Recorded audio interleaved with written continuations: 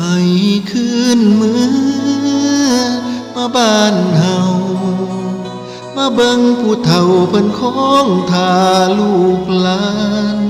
มีโอกาสก็วางแน่ได้การงานคิดอดผู้ของทางอยู่บนบ้านนาเฮา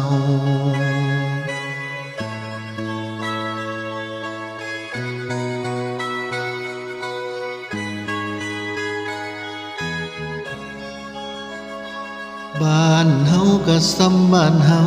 นี่ละนะคุณค่าอยู่ดินอยู่หญ้าเป็นมูลมังอีพ่ออีแม่เพิ่นพาเฮ็ดพาสร้าง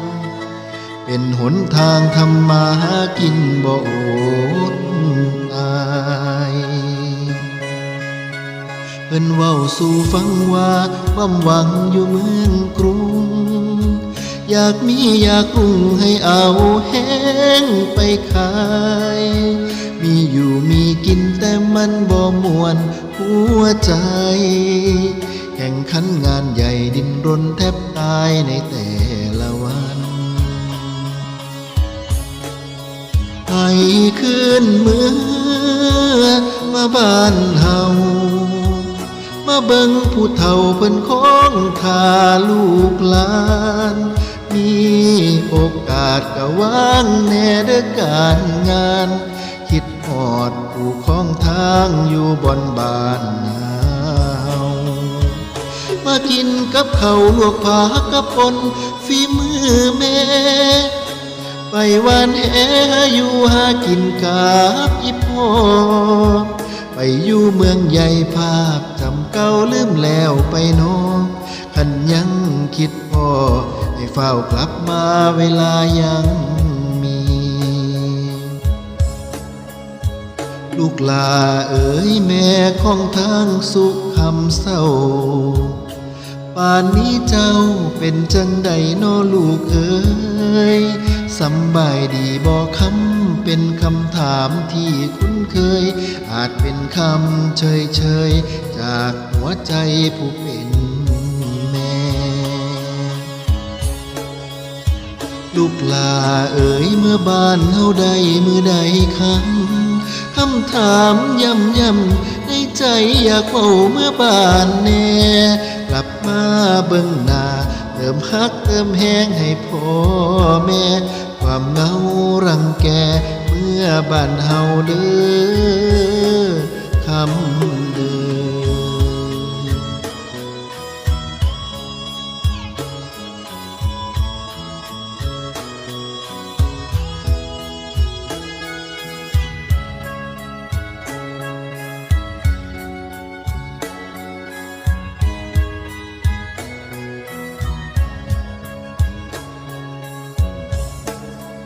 ให้คืนเมื่อ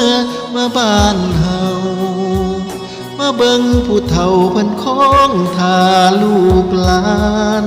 มีโอกาสก็วางแน่เด้อการงานคิดฮอดผู้ของทางอยู่บนบ้านนาเฮามากินกับข้าวลวกผักกับปนฝีมือแม่ไปวานแหอยู่หากินกับอีพ่อไปอยู่เมืองใหญ่ภาพจำเก่าลืมแล้วไปน้องคันยังคิดพ่อให้เฝ้ากลับมาเวลายังมีลูกลาเอ๋ยแม่ของทางสุขคำเศร้าป่านนี้เจ้าเป็นจังใดน้อลูกเอ๋ยสำบายดีบ่คำเป็นคำถามที่คุ้นเคยอาจเป็นคำเฉยๆจากหัวใจผู้เป็นแม่ลูกลาเอ๋ยเมื่อบ้านเฮาใดมือใดคำถามย้ำๆในใจอยากเฝ้าเมื่อบ้านแน่กลับมาเบิ่งหน้าเติมฮักเติมแห้งให้พ่อแม่ถือความเหงารังแกเมื่อบ้านเฮาแน่เด้อคำกลับมาเบิ่งหน้าเติมฮักเติมแห้งให้พ่อแม่ถ ถือความเหงารังแกเมื่